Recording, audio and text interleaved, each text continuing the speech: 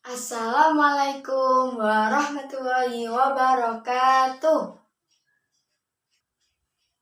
Apa kabar hari ini anak-anak? Semoga baik-baik saja ya dan sehat selalu. Dan jangan lupa dijaga kesehatannya juga. Sebelum memulai pembelajaran hari ini, mari kita berdoa bersama-sama ya. Angkat tangannya. Bismillahirrahmanirrahim. Alhamdulillahirabbil alamin. Arrahmanirrahim. Maliki yaumiddin. Iyyaka na'budu wa iyyaka nasta'in. Ihdinas shiratal mustaqim.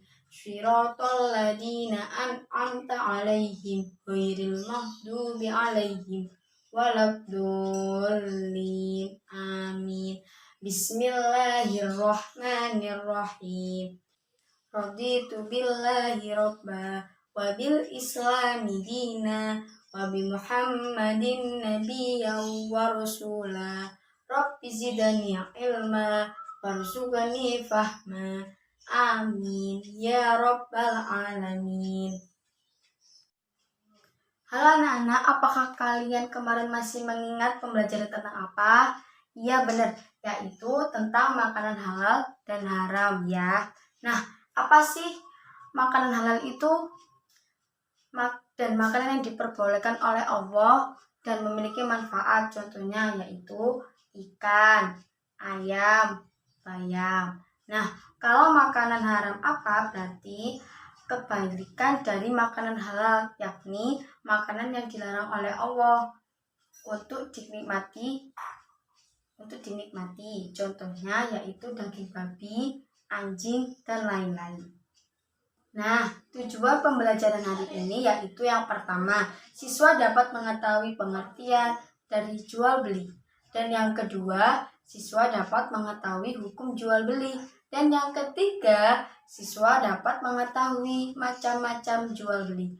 Yang keempat, siswa dapat mengetahui rukun dan syarat jual beli. Dan yang kelima, siswa dapat mengetahui hikmah jual beli. Dan yang keenam, siswa dapat mengetahui pengertian khiyar. Dan yang terakhir, yang ketujuh, yaitu siswa dapat mengetahui macam-macam khiyar. Nah, sekarang kita akan memasuki pelajaran bab yang keempat, yaitu tentang jual beli. Nah, apakah kalian tahu anak-anak apa artinya jual beli itu? Iya benar, jual beli adalah perdagangan atau jual beli menurut bahasa berarti al-bai' al-tijarah dan al-mubadadah yang artinya pertukaran sesuatu dengan sesuatu.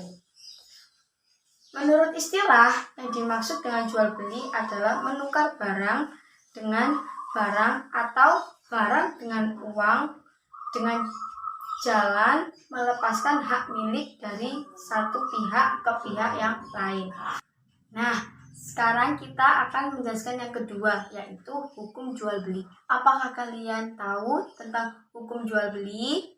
Iya benar, hukum jual beli itu ada 4 macam, yaitu yang pertama mubah atau boleh, merupakan hukum asal dari jual beli. Dan yang kedua adalah wajib. Apabila menjual merupakan keharusan, semisalnya menjual barang untuk membayar hutang. Dan yang ketiga yaitu sunnah. Contohnya menjual barang kepada sahabat atau orang yang sangat memerlukan barang yang dijual. Dan yang keempat yaitu haram. Misalnya menjual barang yang dilarang untuk diperjualbelikan, menjual barang untuk maksiat, menjual beli untuk menyakiti seseorang, jual beli untuk merusak harga pasar, dan jual beli dengan tujuan merusak ketentraman masyarakat. Nah, sekarang yaitu memasuki tentang macam-macam jual beli. Apakah kalian tahu macam-macam jual beli itu? Iya benar, macam-macam jual beli yang diterapkan di masyarakat zaman sekarang ini diantaranya adalah yang pertama, jual beli barter atau tukar menukar barang dengan barang. Yang kedua, money changer atau pertukaran mata uang. Dan yang ketiga, jual beli kontan atau langsung dibayar tunai. Yang keempat, jual beli dengan cara mengangsur atau kredit. Dan yang kelima, jual beli dengan cara lelang atau ditawarkan kepada masyarakat umum untuk mendapat harga tertinggi. Selain itu, ada juga bentuk-bentuk jual beli berdasarkan hukumnya, antara lain yang pertama, bentuk jual beli yang terlarang. Jual beli dianggap sah apabila memenuhi syarat dan rukunnya. Jual beli yang sah tapi terlarang apabila jual beli itu memenuhi syarat dan hukum tetapi melanggar larangan, syarat atau merugikan kepentingan umum. Apakah kalian tahu tentang jual beli yang tidak sah karena kurang syarat rukun? Iya benar, yaitu yang pertama, jual beli dengan sistem ijon, yaitu jual beli yang belum jelas barangnya, seperti buah-buahan yang masih muda, padi yang masih hijau, yang memungkinkan dapat merugikan orang lain. Dan yang kedua yaitu jual beli binatang ternak yang masih dalam kandungan dan belum jelas apakah setelah lahir anak binatang itu hidup atau mati. Dan yang ketiga, jual beli sperma atau air mani binatang jantan. Dan yang keempat, jual beli barang yang belum ada di tangan. Maksudnya ialah barang yang dijual itu masih berada di tangan orang lain. Dengan demikian, secara hukum penjual belum memiliki barang tersebut. Kedua, yaitu jual beli sah tapi terlarang. Apakah kalian tahu itu apa? Iya benar. Yang pertama yaitu jual beli yang dilakukan pada waktu sholat Jumat. Hal ini akan menyebabkan orang lupa menunaikan sholat Jumat. Dan yang kedua, jual beli dengan niat untuk ditimbun pada saat masyarakat membutuhkan. Jual beli ini sah tetapi dilarang karena ada maksud tidak baik, yaitu akan menjualnya dengan harga yang lebih mahal. Dan yang ketiga, membeli barang dengan menghadang di pinggir jalan. Hal ini sah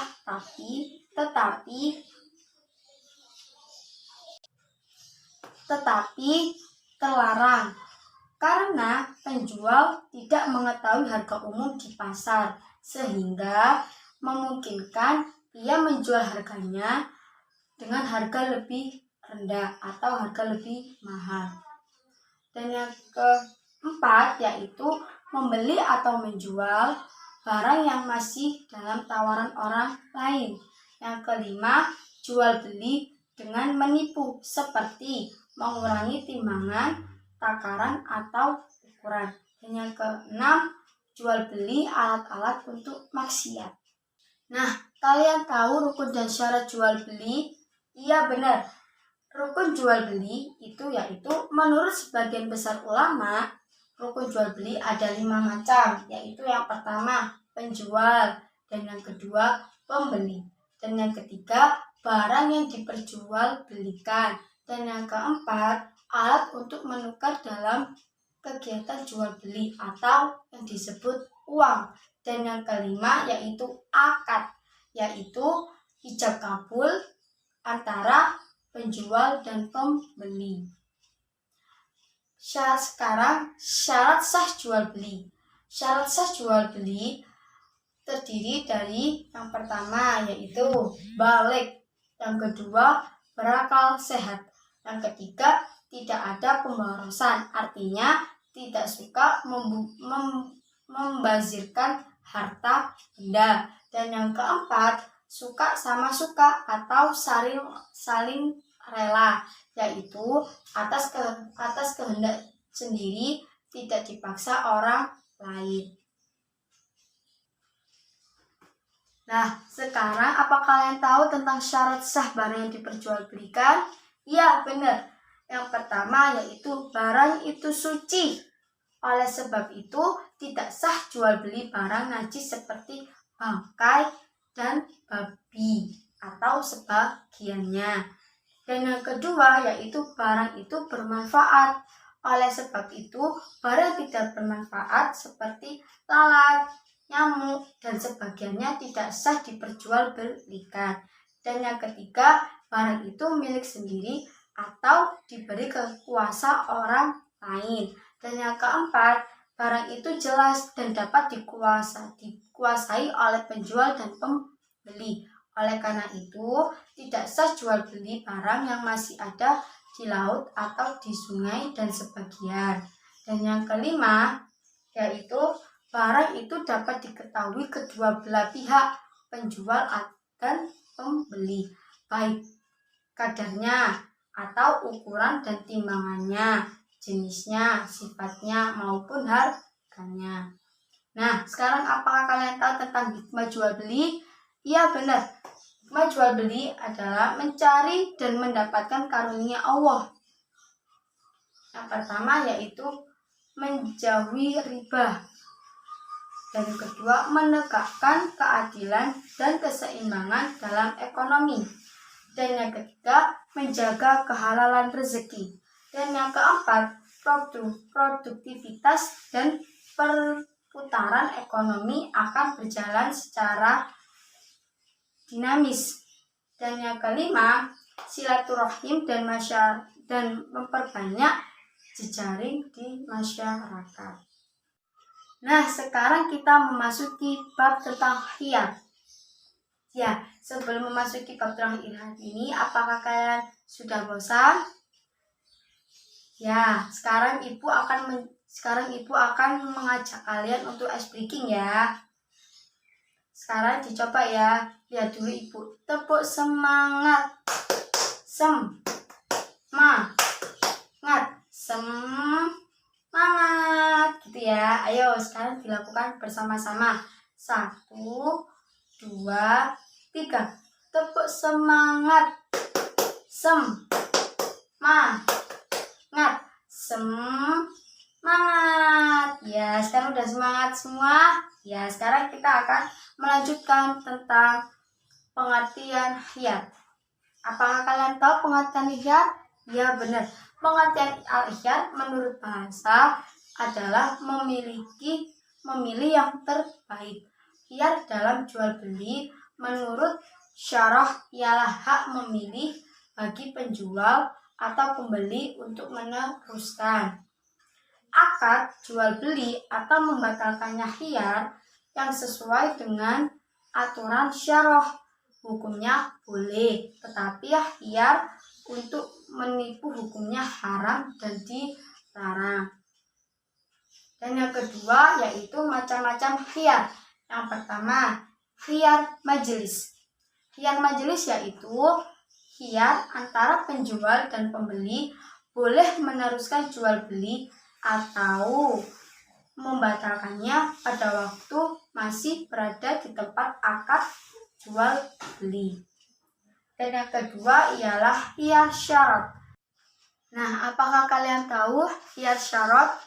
Ya, khiyar syarat ialah hak memilih antara meneruskan jual beli atau membatalkannya dengan syarat tertentu. Masa berlakunya khiyar syarat adalah selama 3 hari. Ya, sekarang apa kalian tahu tentang khiyar aib? Ya, benar. Khiyar aib adalah hak untuk memilih, meneruskan atau membatalkan jual beli karena ada cacat atau kerusakan pada barang yang tidak kelihatan pada saat ijab kabul.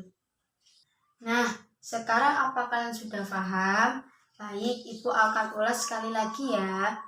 Yaitu jual beli adalah menukar barang dengan barang atau barang dengan uang dengan jalan melepaskan hak milik dari satu pihak ke pihak yang lain. Hukum jual beli ada 4 macam, yaitu mubah, wajib, sunnah, haram. Ada juga pengertian khiyar adalah hak memilih bagi penjual atau pembeli untuk meneruskan akad jual beli atau membatalkannya. Nah, sekarang Ibu mau memberi tugas untuk kalian ya. Kerjakan halaman 114. Dikumpulkan di WA grup Ibu. Ibu tunggu ya. Ibu harap kalian harus semangat belajar dan rajin. Tidak boleh putus asa dan bermalas-malasan. Semangat ya untuk anak-anak Ibu. Akhirnya pembelajaran telah selesai. Marilah kita tutup dengan doa. Bismillahirrahmanirrahim. Subhanakallahumma wa bihamdika asyhadu an la ilaha illa anta astaghfiruka wa atubu ilaik. Wassalamualaikum warahmatullahi wabarakatuh. Wah, ada tukang bakpao. Enak tuh kayaknya. Jadi lapar lagi nih aku. Kamu sih memang lapar terus. Yuk kita beli bakpaonya, Naomi. Fahmi, jangan lupa tanya dulu ke mamangnya. Halal nggak tuh bakpaonya? Iya. Mang, beli bakpaonya dong. Bakpaonya halal kan, Mang? Halal atuh, Cep. Tuh, lihat di gerobaknya Mamang. Ada logo halalnya dari MUI. Pokoknya mah, bakpao Mamang dijamin halal dan enak. Oke deh, Mang. Minta satu ya bakpaonya, yang rasa coklat. Siap, Cep. Berapa mang bakpaonya? 5.000 aja, Neng. Aduh, uangku ketinggalan nih. Di kantong cuma ada 2.000. Eluh. Ada apa, Naomi? Ini loh, uangku cuma 2.000. Tapi harga bakpaonya 5.000. Kurang uangku. Oh, begitu. Nih, aku pinjamkan 3.000. Tapi besok kamu kembalikan 5.000 ya. Nah. Loh, kok begitu? Memangnya kenapa? Kan aku sudah meminjamkan uangku. Nggak mau kalau begitu. Masa pinjam 3.000 kok harus kembalikan 5.000? Eluh, Dek. Udah atuh, jangan ribut di sini. Jadi gak belinya? Assalamualaikum. Waalaikumsalam, Pak Ustadz. Wah, kebetulan ada Pak Ustadz. Loh, memangnya ada apa, Mang? Ini, Tat. Neng Naomi mau beli bakpao. Tapi pas mau bayar, ternyata uangnya teh kurang. Cep Fahmi mau pinjamkan 3.000. Tapi dengan syarat harus dikembalikan 5.000. Neng Naomi-nya teh nggak mau. Astagfirullahalazim. Benar begitu, Fahmi? Iya, Pak Ustadz. Kan lumayan. Fahmi bisa untung. Hehe. Aduh, Fahmi. Tidak boleh seperti itu. Jika kita meminjamkan uang sebesar 3.000, maka yang harus kita terima kembali adalah 3.000. Tidak kurang dan tidak lebih. Tuh Fahmi, tidak boleh seperti itu tahu. Loh, memangnya kenapa, Pak Ustadz? Apabila hutang 3.000 dikembalikan 5.000, maka tambahan 2.000 itu disebut riba. Dalam agama kita, riba itu merupakan hal yang sangat dibenci oleh Allah Subhanahu wa Ta'ala. Waduh, berarti apa yang Fahmi lakukan tadi harus dihindari ya, Pak Ustadz? Betul. Orang yang berhutang berarti dia sedang membutuhkan bantuan kita. Karena itu, kita tidak boleh memberatkannya dengan hutang yang ditambah jumlahnya. Nanti Allah bisa tidak cinta lagi terhadap kita. Astagfirullahaladzim. Hampir saja Allah marah sama Fahmi. Kalau begitu, ini uangnya Naomi. Kamu tidak usah kembalikan. Wah, beneran nih. Nah, kalau itu namanya sedekah. Allah Subhanahu wa Ta'ala sangat suka dengan orang yang bersedekah. Hehe, Fahmi gitu loh. Ya udah, makasih ya Fahmi. Tapi nanti aku tetap kembaliin uang kamu. Karena aku kan cuma pinjam. Nah, biar lebih disukai Allah, gimana kalau Cep Fahmi beli lagi bakpaonya 5? Enak aja.